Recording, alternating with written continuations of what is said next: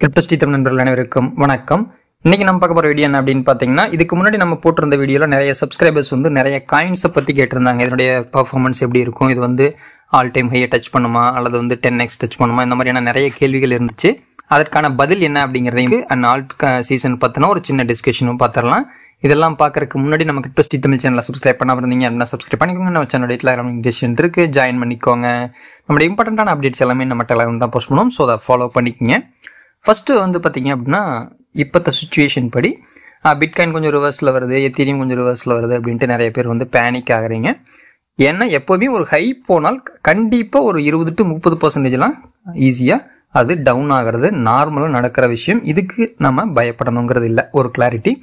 Next வந்து பார்த்தீங்க அப்படின்னா, இதுக்கு அடுத்த ஒரு பம்ப் வந்து கண்டிப்பாக இருக்கும். அது இல்லை அப்படின்னாலுமே நம்ம இவ்வளோ நாளாக வெயிட் பண்ணதுக்கான ஒரு ஒர்த் இல்லாமல் போயிடும். ஸோ கண்டிப்பாக அந்த சேட் பேட்டர்ன் படி நான் சொல்கிறேன், கண்டிப்பாக இன்னொரு பம்ப் இருக்குது. சரிங்களா? சரி, அதுக்காக நம்ம பயப்படணுங்கிறது இல்லை. ஆவரேஜ் ஆர்எஸ்ஐ இண்டிகேட்டரை பற்றி நிறைய பேருக்கு தெரியும். அதாவது ஓவர் பாட்டு, ஓவர் சோல்டு, இந்த மாதிரியான இது சொல்லுவோம். அதாவது அதிகம் பேர் வாங்கியிருக்காங்க, அளவுக்கு அதிகமாக ஏறிடுச்சு அல்லது அளவுக்கு அதிகமாக இறங்கிருச்சு அப்படின்னு சொல்கிற விஷயம். இதை பற்றி தனியாக ஒரு வீடியோ போட்டிருக்கேன், பார்க்காதவங்க இருந்தீங்க அப்படின்னா பாருங்கள். இது ரொம்ப முக்கியம். இந்த ஆர்எஸ்ஐயுடைய ரேஞ்ச் வந்து பார்த்தீங்கன்னா இப்போது ஆவரேஜாக ஒரு நியூட்ரலான சுச்சுவேஷனில் தான் இருக்குது. ஸோ ரொம்ப ஹையும் போகலை, ரொம்ப லோவும் போகலை.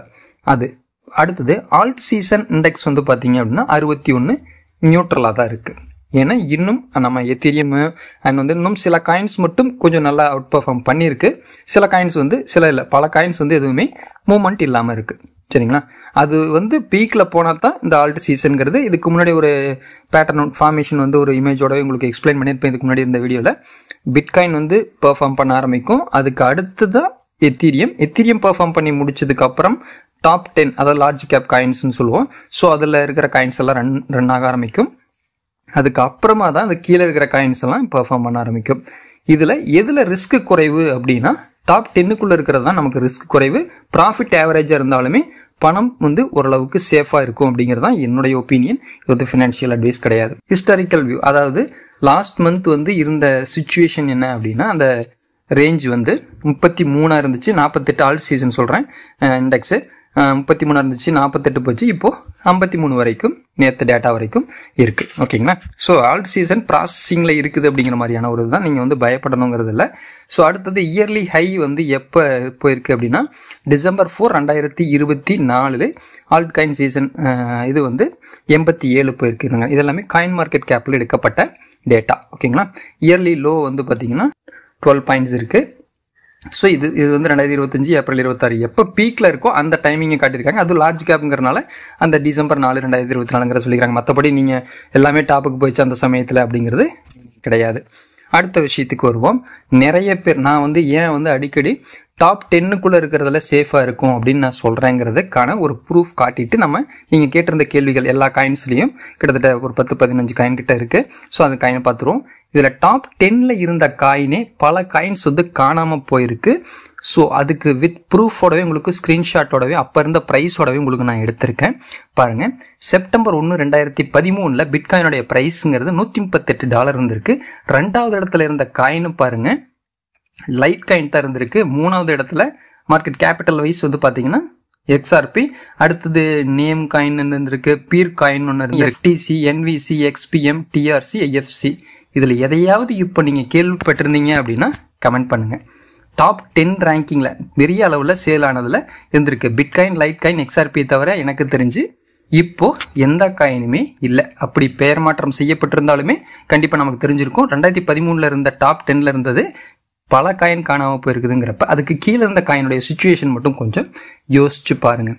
அதனால தான் சொல்கிறேன், டாப் 10 ரேஞ்சில் நிறுத்துங்க, பெருசாக ஆசைப்படாதீங்க, பெருசாக இழந்துருவீங்கன்னு சொல்கிறதுக்கான காரணம் இதுதான். அடுத்த இன்னொரு ஹிஸ்ட்ரி எடுத்திருக்கேன். September 4, 2016 screenshot.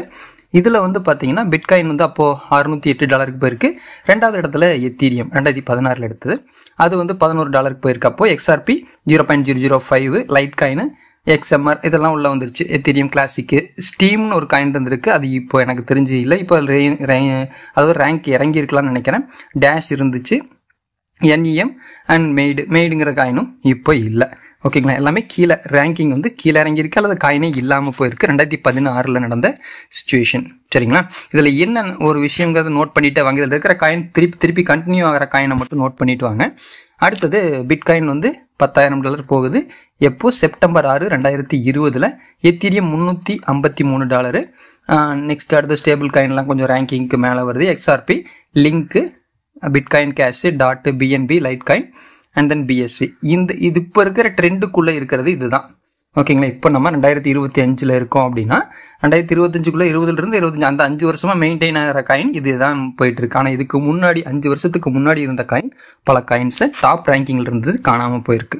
அண்ட் அடுத்தது இப்போத்த சுச்சுவேஷன் வந்து பார்த்தீங்க அப்படின்னா, அதாவது இன்னைக்கு சுச்சுவேஷன் படி அதில் வந்து டேட் வந்து தப்பாக போட்டிருக்கு 2020ங்கிறதல்ல, இன்னைக்கு டேட் படி எடுத்திருக்கேன். இதில் வந்து பிட்காயினுடைய சுச்சுவேஷன் உங்களுக்கு தெரியும், $1,11,000 போயிட்டு இருக்கு. எத்தீரியம்ங்கிறது 4,297. XRP ரேஞ்ச் இது எல்லாமே பார்த்துக்குங்க. இதில் நான் சொல்ல வர விஷயம் என்ன அப்படின்னு பார்த்தீங்கன்னா, பிட்காயின், எத்தீரியம், XRP இதை தவிர மற்ற எந்த காயினுமே டாப் ரேங்கிங்கில் இருந்தது இல்லை. சரிங்களா. ஸோ அப்படிங்கும்போது நீங்கள் எவ்வளோ சேஃபாக வந்து அக்யூரேட்டாக காயினை செலக்ட் பண்ணணுங்கிறத தயவு செஞ்சு மைண்டில் வச்சுக்கோங்க. இவ்வளோ சீரியஸ்னஸ் தெரியாமல் யாரோ எனத்தையோ சொல்லிட்டாங்க அப்படிங்கிறக்காக அந்த காயினை வாங்கி காசை இழந்துடாதீங்க. காசு போனால் திரும்ப கிடைக்காது. நீங்கள் வந்து இதில் வந்து சம்பாரித்து இதுலேயே கொண்டு போய் விட்டோன்னு இருக்கக்கூடாது. சம்பாரித்து அதை எடுத்து சேவ் பண்ணி வச்சிங்க அப்படின்னு இருக்கணும். ஓகேங்களா. இப்போ வந்து நம்ம கொஸ்டின் அண்ட் ஆன்சருக்கு வந்துடுவோம். இதுக்கு முன்னாடி போட்டிருந்த வீடியோவில் காலா காயின் பற்றி நிறைய பேர் வந்து கேட்டிருந்தாங்க. அதாவது ஆல் டைம் ஹை போகுமா, அண்ட் வந்து இது வந்து 10x போகுமா, 5x போகுமா, இந்த மாதிரியான கேள்விகள் நிறைய இருந்துச்சு. ப்ரைஸ் ப்ரெடிக்ஷன் இந்த மாதிரி நிறைய கேட்டிருந்தாங்க. அதனுடைய ஒரு ஹிஸ்ட்ரி உங்களுக்கு காட்டுறேன். நீங்கள் காட்டினதுக்கு அப்புறம் நீங்கள் ரியலைஸ் பண்ணுவீங்க. நான் வந்து வேண்டான்னு சொன்னாலும் ஏற்றுக்க போகிறதில்ல, நீங்கள் வேணும்னு சொன்னாலும் அது டிஃப்ரெண்ட்டாகி போகும். ஸோ நீங்கள் ஹிஸ்ட்ரி மட்டும் பாருங்கள். 0.01ங்கிறது லோ அண்ட் 24 hour லோ, அதை விட்டுருங்க. ஆல் டைம் ஹைங்கிறது எப்போ போயிருக்கு அப்படின்னு பார்த்தீங்கன்னா 2021. ஓகேங்களா. 2021 4 வருஷத்துக்கு முன்னாடி 0.83க்கு போயிருந்திருக்கு. 98% இறங்கியிருக்கு. நல்லா யோசிச்சுக்கோங்க. ஆல் டைம் ஹைலேருந்து கிட்டத்தட்ட கீழே வந்துருச்சு, முடிஞ்சுது. அந்த கண்டிஷனில் இருக்கிற காயின் அதே மாதிரி ஆல் டைம் லோங்கிறது 5 வருஷத்துக்கு முன்னாடி ஹை லோங்கிறத டச் பண்ணிவிட்டு அது பாட்டுக்கு நியூட்ரல் ஆயிடுச்சு. புரியுதுங்களா. இதுதான் சுச்சுவேஷன். நீங்கள் எப்போ வாங்கினீங்கிறத பொறுத்து தான் இதுக்கு வந்து ப்ராஃபிட்டில் முடியுமா லாஸில் முடியுமா அப்படிங்கிறது டெசிஷனு. இப்போ ஒரு 4-5 மாதத்துக்கு முன்னாடி தான் வாங்கியிருக்கேன்னா கண்டிப்பாக எல்லா காயினுமே மோஸ்ட்லி நீங்கள் இதில் காலா காயின்லாம் ப்ராஃபிட் கொடுக்குறதுக்கான வாய்ப்புகள் நிறைய இருக்குது. நான் வாங்கி வச்சு ரொம்ப நாள் ஆச்சு அல்லது ஹையில் போய் வாங்கிட்டேன் அப்படின்னா அதுக்கு கேரண்டி எல்லாம் கொடுக்க முடியாது. உங்களுக்கு 10x போகும் 5x போகும்னு யாராவது சொன்னாங்க அப்படின்னா கொஞ்சம் நீங்களும் ரிசர்ச் பண்ணிட்டு பண்ணுங்கள். அடுத்தது சொலானாவெலாம் பிரச்சனை கிடையாது. ஆல் டைம் ஹை 8 மாதத்துக்கு முன்னாடி போயிருக்கு. அண்ட் வந்து ஆல் டைம் லோங்கிறது 5 வருஷத்துக்கு முன்னாடி போயிருக்கு. சரிங்களா. இது இந்த டீசெண்டான காயின். இதில் நம்ம குறை சொல்கிறதுக்கு எதுவும் இல்லை. சொலானா வச்சுருக்கவங்களுக்கு ஒன்றும் பெருசாக பயப்படணுங்கிறது இல்லை. தயவு செஞ்சு ஆல் டைம் ஹை இன்னும் மேலே போகும்போது வாங்கிடாதீங்க. இப்போ வாங்குறதுமே வந்து இன்னைக்கு வாங்கிட்டேன் நான் அப்படின்னாலுமே அது கொஞ்சம் லாஸ் ஆகிறதுக்கு கூட பாசிபிலிட்டி இருக்குது. முதல்ல இருந்து வச்சுருக்கவங்களுக்கு எல்லாருமே இப்போ ப்ராஃபிட்டில் இருப்பீங்க. இன்னும் வந்து ப்ராஃபிட் ஏறக்கு கூட வாய்ப்புகள் இருக்குது. இப்போ வாங்கினீங்கன்னா பெரிய அளவில் லாபம் பார்க்க முடியாது. அடுத்தது INJ கேட்டிருந்தாங்க. INJவுடைய இப்போ ப்ரைஸ்ன்னு பார்த்தீங்கன்னா $13 போயிட்டு இருக்கு. ஆல் டைம் ஹை ஒரு வருஷத்துக்கு முன்னாடி போயிருக்கு. ஒரு வருஷத்துக்கு முன்னாடி போனாலுமே இப்போ அது வந்து 75% இறங்கியிருக்கு. ஒரு வருஷத்துலேயே கிட்டத்தட்ட 75% இறங்கியிருக்கு. ஆல் டைம் லோ அப்படிங்கிறது 5 வருஷத்துக்கு முன்னாடி போயிருக்கு. ஸோ நீங்கள் அந்த கால்குலேஷன் அப்படின்னு பார்க்கும்போது ஒரு வருஷத்தில் ஏன் அவ்வளோ ஆல் டைம் ஹை போனது டக்குன்னு வந்து 75% எந்த காயினுமே இறங்காது. ஸோ ஏதோ ஒரு ப்ராப்ளம் உள்ளே போயிட்டு இருக்கு. பட் இதெல்லாம் வந்து ரெக்கவரி ஆகிறதுக்கான பாசிபிலிட்டிஸ் எல்லாம் இருக்குது. ஓகேங்களா. ஆனால் அந்த திருப்பி அந்த ஆல் டைம் ஹையை டச் பண்ணுமா அப்படிங்கிறது நம்ம வந்து டைம் தான் வந்து சுச்சுவேஷன் தான் வந்து கொடுக்கும். ஏன்னா வேர்ல்ட்ஸ் எல்லாம் வந்து என்ன பண்ணுவாங்கன்னா ரிசர்ச் பண்ணி பை பண்ணுவாங்க. ஸோ அப்படிங்கும்போது சில காயினை வந்து பம்ப் பண்ணி விட்டாங்கன்னா ஆட்டோமேட்டிக்காக INJவில் எல்லா வேர்ல்ட்ஸும் உள்ள வந்து INJ பை பண்ணாங்கன்னா ஆட்டோமேட்டிக்காக அது மேலே கொண்டு வந்துடும். அவங்க எல்லாரும் இதையை ஏன் வாங்கணும் அப்படின்னு யோசிச்சுட்டாங்கன்னா இந்த காயின் முடிஞ்சது. ஓகேங்களா. நல்ல ப்ராஜெக்ட் தான். INJவில் ஒஸ்ட்டு கிடையாது. பட் அந்த வேர்ல்ட்ஸுடைய டிரான்சாக்ஷன் இருக்கணும். நார்மல் பீப்புள்ஸுடைய டிரான்சாக்ஷனால பெருசாக மூவ்மெண்ட் இருக்காது. அடுத்தது ஏடிஏ வந்து நம்ம சொல்லணுங்கிறதுல நார்மலான மூவ்மெண்ட்டில் போயிட்டுருக்கோம் அல்லது ஃப்ளாட்டாகவே போயிட்டுருக்கோம். அண்ட் இதனுடைய ஆல் டைம் ஹை வந்து 4 வருஷத்துக்கு முன்னாடி. அண்ட் இதில் வந்து ஆல் டைம் லோங்கிறது 8 வருஷத்துக்கு முன்னாடி. இதில் நம்ம ஒஸ்ட்டுன்னு சொல்கிறதுக்கான விஷயம் எதுவும் இல்லை. ஏன்னா ரொம்ப நாளாக சேம் அதே ரேஞ்சிலேயே 0.5லேயே ஓடிக்கிட்டு இருந்துச்சு. அந்த டைமில் அந்த ப்ரைஸுக்கு வாங்கினவங்களுக்கு ப்ராஃபிட்டு. இதுக்கப்புறம் அந்த முதல்ல வாங்கினவங்க சேல் பண்ணாமல் இருந்தாலுமே ப்ராஃபிட்டு. இதில் வந்து பெருசாக லாஸ் இருக்கிறதுக்கு வாய்ப்பு இல்லை. ஏன்னா 72% இறங்கி இருக்குது. இதுக்கு ஏன் இவ்வளோ ஸ்ட்ராங்காக சொல்கிறீங்க அப்படின்னா, இதில் வேர்ல்ட்ஸுடைய பிளே வந்து அதிகமாக இருக்குது. கோடீஸ்வரர்கள் வந்து நிறைய இன்வெஸ்ட் பண்ணிட்டு இருக்காங்க. இதை வந்து பெரிய அளவில் நம்புறாங்க. அப்படிங்கிறதுனால கண்டிப்பாக இதையே டெவலப் பண்ணி விடுறதுக்கான பாசிபிலிட்டி இருக்குது அப்படின்னு நமக்கு ஒரு கான்ஃபிடென்ட் இருக்குது. அடுத்து டிஐஏவும் கமெண்ட்டில் கேட்டிருந்தாங்க. 2 வருஷத்துக்கு முன்னாடி ஆல் டைம் ஹை போயிருக்கு. 3 மாதத்துக்கு முன்னாடி வந்து உங்களுக்கு ஆல் டைம் லோவை டச் பண்ணியிருக்கு. இதில் நெகட்டிவாக சொல்கிறதுக்கு எதுவும் இல்லை. ஆனாலுமே ஆல் டைம் ஹைலேருந்து 91% இறங்கியிருக்கு. இப்போது அதாவது ரீசெண்ட் டைமில் வாங்கினவங்களோ அல்லது வந்து ஒரு 6 மாதம் 4 மாதத்துக்கு முன்னாடி வாங்கினவங்களோ ப்ராஃபிட் பண்ணுறதுக்கான வாய்ப்புகள் நிறையவே இருக்குது. ஓகேங்களா?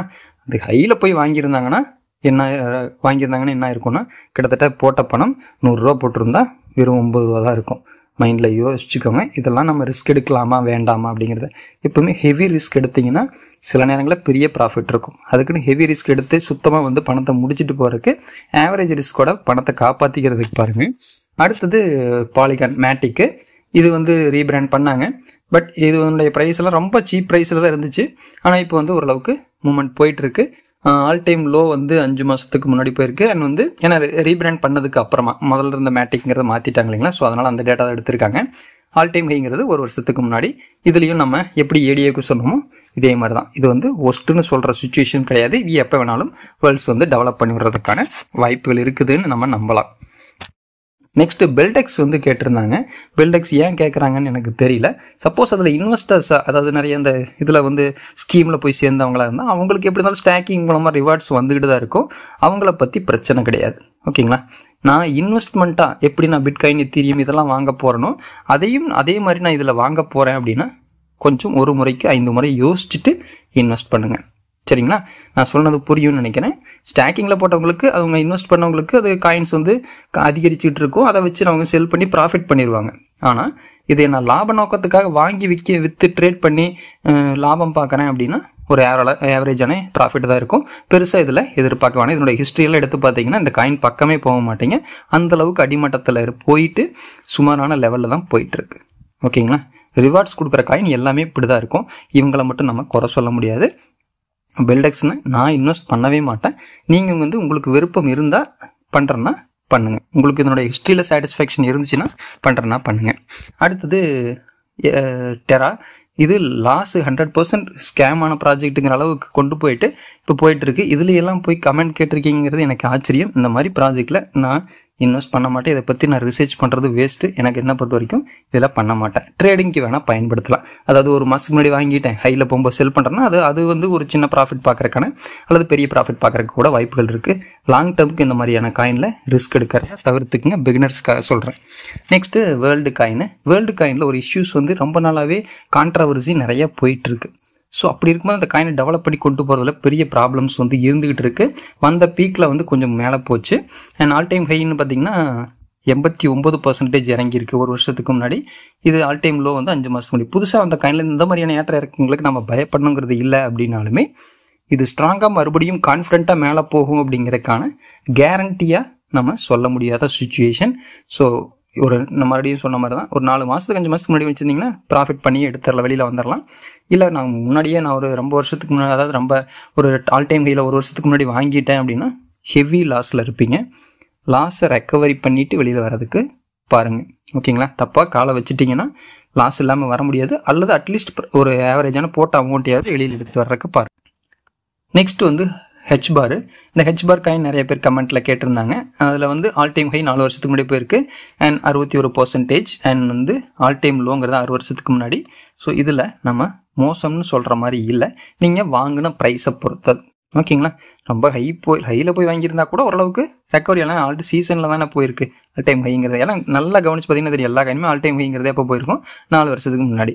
எல்லா காயினும் அப்படி தான். நல்ல காயின் எல்லாமே ஆல் டைம் ஹையில் ஒரு, அதாவது நல்ல ஆல்ட் சீசனில் ஒரு ஹையை டச் பண்ணும். அந்த டச் பண்ணிடுச்சு அப்படின்னா நம்ம செல் பண்ணிவிட்டு வெளியில் வர்றதுக்கு பார்க்கணும். அல்லது நியர்பை ஆல் டைம் ஹையை டச் பண்ண போகும்போதே செல் பண்ணிடணும். அதுதான் நடக்கும். அந்த டச் பண்ணிச்சு அப்படின்னா கண்டிப்பாக இறக்கம் இருக்கும். இன்னும் மேலே போகும்னு எதிர்பார்த்து வச்சுருந்தீங்கன்னா லாஸ் ஆகிறதுக்கு வாய்ப்புகள் இருக்குது. இந்த காயினுக்கு மட்டும் சொல்ல, எல்லா காயினுக்கும் இதே சுச்சுவேஷன் தான். அடுத்தது கியூபிக் பற்றி நிறைய பேர் கேட்குறீங்க. அது நிறைய ப்ரமோட் பண்ணிட்டாங்க. நிறைய பேர் வந்து ப்ரமோஷன் பண்ணாங்க. அப்படிங்கும்போது ப்ரமோட் பண்ணுற காயின் வந்து அந்தளவுக்கு சில நேரங்களில் நல்லாயிருக்கும், சில நேரங்களில் சரியில்லாமல் போகிறக்கு வாய்ப்பு இருக்குது. ஆல் டைம் ஹை 2 வருஷத்துக்கு முன்னாடி போயிருக்கு அண்ட் ஆல் டைம் லோ 6 மாதத்துக்கு முன்னாடி போயிருக்கு. நல்லா நோட் பண்ணிக்கிங்க, ஆல் டைம் லோ 6 மாதத்துக்கு முன்னாடி தான் போயிருக்கு. ஸோ ரிவர்ஸில் போயிட்டு இருக்குது அப்படின்னு அர்த்தம். ஓகேங்களா? ஸோ கொஞ்சம் பார்த்து கேர்ஃபுல்லாக ஸ்டெப் வைங்க. நான் அந்த காயின் வாங்க மாட்டேன். அடுத்தது பைகாயின் மோஸ்ட்லி எல்லாருமே ஃப்ரீயாக கிடைச்சது தான். அதாவது ஃப்ரீனா நம்மளுடைய உழைப்பு தான். மைனிங் மூலமாக நம்ம ஏர்ன் பண்ணுது. அண்ட் அது காசு கொடுத்து வாங்கலை. காசு கொடுத்து நான் வாங்க வேண்டாம்ங்கிறது நம்மளுடைய சப்ஸ்கிரைபர்ஸ் எல்லாத்திட்டையுமே சொல்லியிருக்கேன். இதை நம்பி வாங்க வேணாம். ஏன்னா ஃப்ரீயாக கொடுத்தாங்கன்னா என்ன ஆகும்னா அது எல்லாருமே செல் பண்ணுவாங்க. செல் பண்ண ப்ரைஸ் அடிமட்டத்துக்கு போகத்தான் செய்யும். அதை காசு கொடுத்து யாரும் வாங்க மாட்டாங்க. ஒரு பொருள் உங்களுக்கு எல்லா உலகம் ஃபுல்லாக ஃப்ரீயாக கொடுத்துட்டாங்கன்னா என்ன ஆகும்? அந்த மார்க்கெட் விழுந்துடும். ஒரு கவர்மெண்ட் வந்து ஒரு ப்ராடக்ட் மிக்சி கொடுக்குறாங்கன்னா என்ன ஆகும்? அந்த ப்ராடக்ட் வந்து ஃபுல்லாக எல்லா டிவி கொடுத்தாலும் அப்படி தான் சேல்ஸ் வந்து கொஞ்சம் குறையத்தான் செய்யும். ஓகேங்களா? ஸோ அதே மாதிரியான சுச்சுவேஷன் தான் இதில் வந்து 88% இறங்கியிருக்கு. ஆல் டைம் ஹையிலேருந்து 88%. இது வந்து ஆல் டைம் லோ 13 நாளைக்கு முன்னாடி தான் போயிருக்கு. எகெயின் மறுபடியும் ஆல் டைம் லோவை டச் பண்ணுறதுக்கு கூட பாசிபிலிட்டி இருக்குது. அதனால் கொஞ்சம் கேர்ஃபுல்லாக இருங்க. அடுத்தது KAS. இதை நம்ம ஒஸ்ட்டுன்னே சொல்ல முடியாது. இது வந்து ஓரளவுக்கு நல்லா டீசெண்டான ப்ராஜெக்ட் தான். ஆல் டைம் ஹையிலேருந்து ஒரு 60% இறங்கியிருக்கு. ஓகேங்களா? இந்த நம்பர்ஸ், இந்த பர்சன்டேஜ் ரேஷியோ வச்சு மட்டும் சொல்ல முடியாது. அந்த ப்ராஜெக்டோடைய வேல்யூவும் வச்சு தான் நான் உங்களுக்கு ரிசல்ட் கொடுக்குறேன். வெறும் நம்பர்ஸ் சிலதில் வந்து பார்த்தீங்கன்னா நார்மலாக இருந்ததுக்கே ஒஸ்ட் அப்படின்னு சொல்லியிருப்போம். ஸோ அதுக்காக சொல்கிறேன். KAS பொறுத்த வரைக்கும் ஓரளவுக்கு ஒருத்தான ப்ராஜெக்ட் தான். பட் அளவுக்கு அதிகமான ப்ராஃபிட் கொடுத்துருச்சு. அதனால் ரொம்ப டாப்புக்கு போகும்போது ஓரளவுக்கு ப்ராஃபிட்டில் எக்ஸிட் ஆகிறதுக்கு பாருங்கள். இன்னும் போகும் அப்படின்ட்டு எதிர்பார்க்க வேணாம். ஏன்னா அளவுக்கு அதிகமான ப்ராஃபிட் கொடுத்துச்சு அப்படின்னா கண்டிப்பாக ஒரு கட்டத்தில் நீங்கள் எல்லாருமே லாபம் ஆயிட்டீங்கன்னு என்ன பண்ணுவீங்க? செல் பண்ணுவீங்க. செல் பண்ண என்ன ஆகும்? ப்ரைஸ் எல்லாமே இறங்கும். இதுதான் சைக்காலஜி, வேறு ஒன்றுமே கிடையாது. சிம்பிளான லாஜிக் தான். ஸோ அந்த பேரில் சொல்கிறேன். இந்த ப்ராஜெக்டை ஒஸ்ட்டுன்னு சொல்ல, விலை ஏறும் கண்டிப்பாக. ஆல் டைம் ஒரு வருஷத்துக்கு முன்னாடி மறுபடியும் கூட இன்னொரு ஆல் டைம் ஹையை டச் பண்ணுறதுக்கு கூட பாசிபிலிட்டி இருக்குது. ஆனாலும் ஒரு நல்ல ப்ரைஸுக்கு செல் பண்ணிட்டு எக்ஸிட் ஆகிறக்க பாருங்க அப்படின்னு சொல்கிறது தான் என்னோட விஷயம். அடுத்து உங்களுக்கு எந்த காயின்ஸை பற்றின டீட்டெயில்ஸ் வந்து வேணும் அப்படிங்கிறத கமெண்ட் பண்ணுங்கள். அவ்வளோதான் இந்த வீடியோ உங்களுக்கு யூஸ்ஃபுல்லாக இருந்துச்சுன்னா லைக் பண்ணுங்கள், உங்களோட ஃப்ரெண்ட்ஸ்க்கு ஷேர் பண்ணுங்கள். மீண்டும் அடுத்த வீடியோ சந்திக்கும் முறை வளர்ந்துட்டு நான் உங்கள் தாமு. நன்றி.